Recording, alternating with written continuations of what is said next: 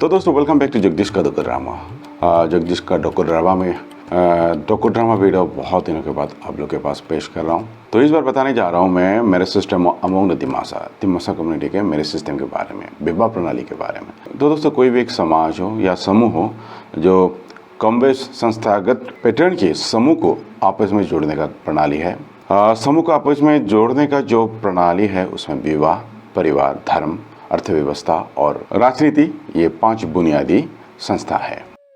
विवाह और परिवार एक ही सामाजिक वास्तविकता के 2 पहलू हैं, अर्थात मनुष्य की जैव, मनोवैज्ञानिक या सामाजिक प्रेरणाएं।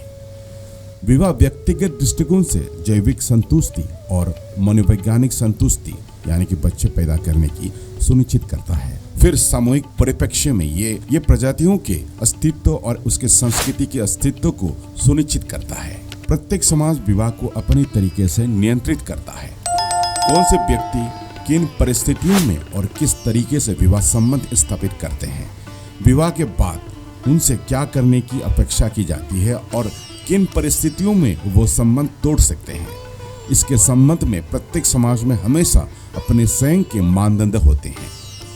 किस विशेष समाज के लिए इन मानदंडों का कुल पैटर्न विवाह की संस्था है, यानी कि ये मैरिज सिस्टम है।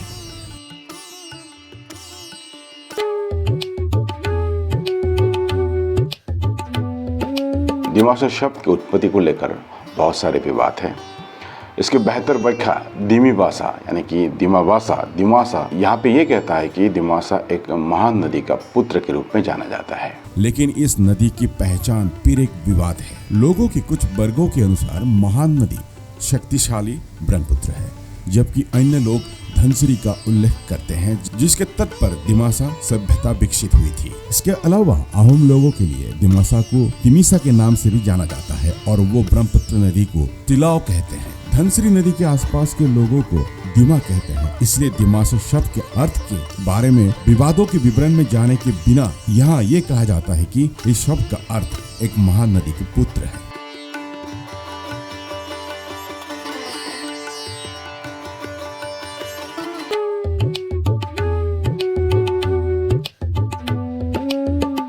Marriage system in Dimasa society. Dimasa समाज की विवाह प्रणाली। दिमासा समाज में विवाह प्रणाली एक अनूठी प्रणाली है और आकर्षक रीति रिवाजों और परंपरा द्वारा किया जाता है। यह प्रक्रिया एक श्रृंखला माध्यम के रूप से किया जाता है। दिमासा समाज के विवाह के गोत्र सबसे महत्वपूर्ण कारक है। दिमासा के बीच विवाह प्रणाली के बारे में विस्तार से जानने से पहले कबीले प्रणाली पर एक संक्षिप्त टिप्पणी आवश्यक है।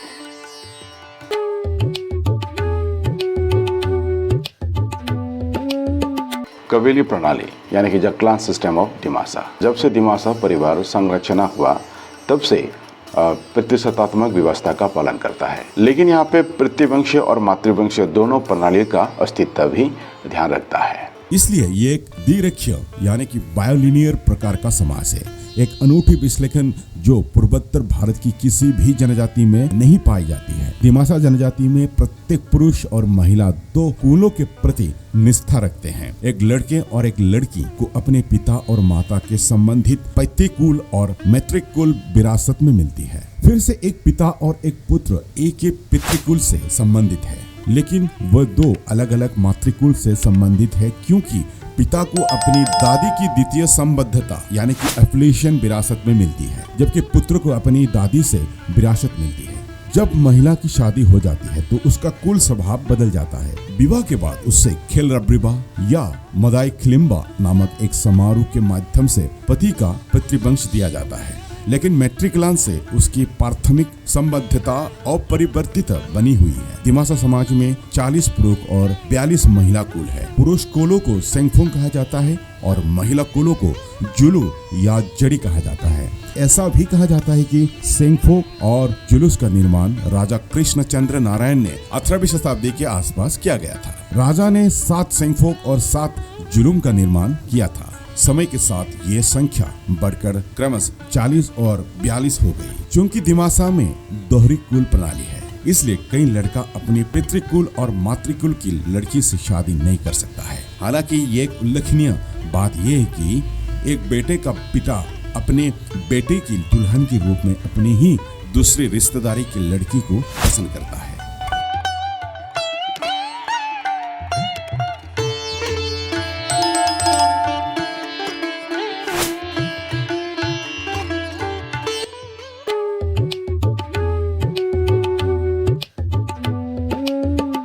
विवाह प्रस्ताव एवं स्वीकृति, marriage proposal and acceptance. Dimasa में बातचीत द्वारा विवाह प्रचलित प्रथा है। आमतौर पर लड़का पक्ष दुल्हन की चयन और प्रस्ताव की प्रक्रिया शुरू करता है। दिमासा समाज में बाल विवाह की कोई व्यवस्था नहीं है। आमतौर पर परिवार की बुजुर्ग और रिश्तेदारी अपनी संतानों के युवा होने पर उनका विवाह करना उचित समझते हैं। आमतौर पर विवाह समारोह के लिए नवंबर, जनवरी, फरवरी और मार्च के महीने पसंद किया जाता है। खासकर फरवरी के महीने में लड़कों की माता पिता और अभिभावक शारीरिक रूप से सुंदर, समान सामाजिक स्थिति वाली, मेल खाने वाली उम्र की लड़की की तलाश करते हैं और अगर उन्हें ये उपयुक्त लगती है तो लड़की के परिवार को सूचित करते हैं। लड़की के माता पिता घर पर रहने और रहने की व्यवस्था के साथ उनका स्वागत करते हैं, लेकिन लड़की के माता पिता लड़के पक्ष से इस मामले पर निर्णय लेने के लिए समय देने का अनुरोध करते हैं, क्योंकि दिमासा में रिश्तेदारी के साथ शादी के प्रस्ताव पर चर्चा करने की प्रथा है। यहाँ तक कि इनमें लड़के और लड़की दोनों की सहमति को भी ध्यान में रखता है। विवाह प्रस्ताव के सकारात्मक समाधान के बाद दूल्हे की पार्टी दुल्हन की पार्टी को सेंडिम्बा सेम्बा या सेमुस दिगरबा भेजती है। यह प्रथा विवाह प्रस्ताव की मान्यता है।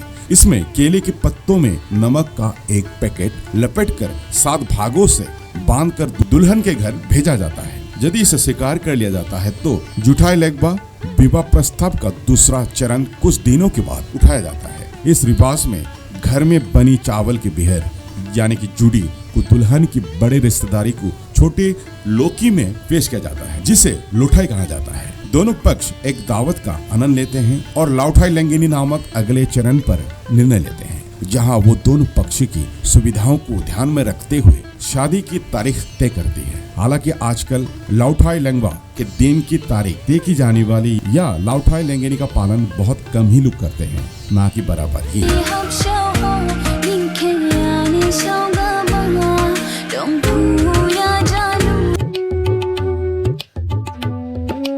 कलती दुल्हन की कीमत यानी कि ब्राइड प्राइस। जैसे ही दिमासा कम्युनिटी में जैसे ही विवाह तय हो जाती है तब से दिमासा के हर लड़की कल्टी की हकदारी होती है। ये रुपए के रूप में होता है वधु मूल्य। रुपए के रूप में वधु मूल्य। यहाँ रुपए हमेशा सिक्कों में होना चाहिए, ना कि कागजी नोट में। ये उनका पारंपरिक रिवाज है जो कबीले प्रणाली को बचाता है, क्योंकि अगर कल्टी को दुल्हन की पार्टी द्वारा नहीं किया जाता है या स्वीकार नहीं किया जाता है तो इसका मतलब 40 सेंगफोक और 42 जुलूस में शामिल ना होना है।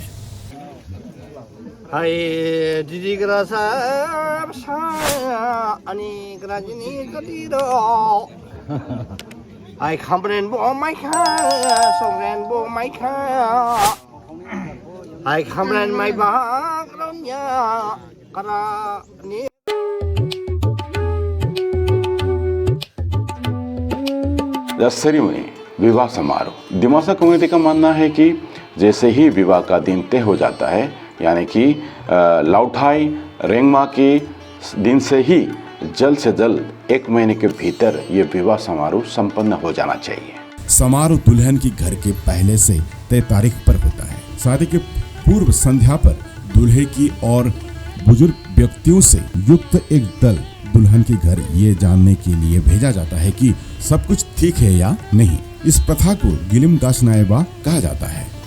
यदि दुल्हन के परिवार की किसी सदस्य या रिश्तेदारी की गंभीर बीमारी जैसे कोई असुविधा होती है तो समारोह की तारीख स्थगित कर दी जाती है और दूसरी तारीख तय करनी पड़ती है। यदि सब कुछ ठीक रहा तो दूल्हे की पार्टी अगले दिन दुल्हन की घर के लिए रवाना हो जाती है। दूल्हे की पार्टी उनके परिवार के सदस्य और अन्य कबीले, रिश्तेदारी और गांव के बुजुर्ग शामिल होते हैं। दूल्हे को नए कपड़े पहनाकर दुल्हन की घर ले जाता है। ये समारोह गांव के एक उत्सव का रूप धारण कर लेता है। सभी पुरुष और महिलाएं, चाहे वो युवा और चाहे बूढ़े, सुंदर कपड़े और आभूषण पहनते हैं। दुल्हन के घर के आंगन में दोनों पक्ष की सभी बुजुर्ग व्यक्तियों को उनके वरिष्ठता के अनुसार बिठाया जाता है। बैठने की व्यवस्था से पता चलता है कि बुजुर्ग व्यक्ति दूल्हे या दुल्हन के कितने करीब है। दूल्हे की सम्मानित अतिथि दाहिनी साइड में बैठे हैं, बाएं साइड में दुल्हन की सम्मानित अतिथि लोग बैठे हैं। जैसे ही दोनों पक्ष के लोग बैठ जाते हैं तो दूल्हे और दूल्हे को 4 लड़के उठाकर आंगन में ले जाते हैं। दूल्हा अपने माता पिता, दुल्हन की माता पिता और रिश्ते की निकटता के अनुसार दोनों पक्ष की बड़ी रिश्तेदारी वृद्ध व्यक्तियों को एक एक करके प्रणाम करता है। दूल्हे के साथ आने वाले दो लड़के दूल्हे को बूढ़ों के सामने घुटने टेकने के लिए बांस की चटाई लेकर आगे बढ़ते हैं और दो अन्य लड़के दूल्हे के पीछे रिम्बासा नामक कपड़ा रखते हैं ताकि अन्य लोग उसे पेड़ ना देख सके। वृद्ध व्यक्ति चंड रूप में कुछ लम्हे उपदेश देकर दूल्हे की आशीर्वाद देते हैं। मेहमानों को मछली, मांस और जूदी आदि की दावत देकर तरोताजा किया जाता है। ये दावत दुल्हन पक्ष द्वारा प्रदान की जाती है। नवविवाहित जोड़े को भोजन भी कराया जाता है। समारोह की स्थिति पर सहवास की अनुमति नहीं है। दूल्हा 3 रातों तक दुल्हन के घर पर रहता है और दुल्हन को लेकर अपने घर चला जाता है। इस प्रथा को फिरथंगबा कहा जाता है। इसके बाद विवाहित जोड़ा अपने नया पारिवारिक जीवन शुरू करता है या मिनहब्रा नामक प्रथा का पालन करते हुए 1 साल तक दुल्हन के घर पर रहता है। हालांकि मिनहब्रा की प्रथा का पालन आजकल 1 वर्ष तक नहीं किया जाता है। केवल रीति रिवाज के औपचारिक निभाने के लिए वो वहाँ 3 दिन तक ही रुक सकते हैं।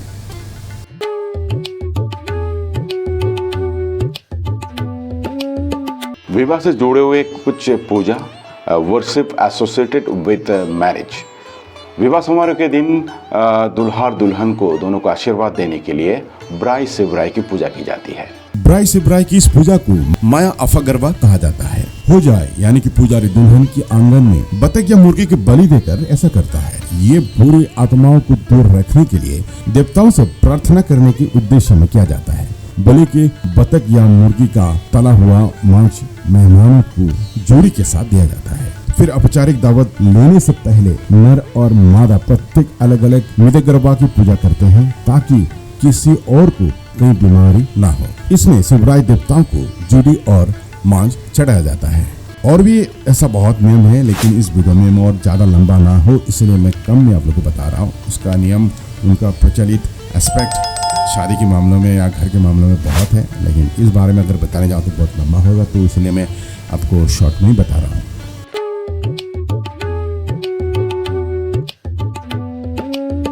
निष्कर्ष के तौर पर दिमासा की पारंपरिक विवाह प्रणाली अभी भी पिछले राज्य से थोड़े अंतर के साथ समाज में प्रचलित है, जबकि गोत्र बहिर्विवाह और गोत्र अंत विवाह का अभी भी सख्ती से पालन किया जाता है। आज के शिक्षित दिमासा अपने जीवन साथी खुद ही चुनना पसंद करते हैं। वो अब मलहनब्रा की परंपरा का सख्ती से पालन नहीं कर रहे हैं।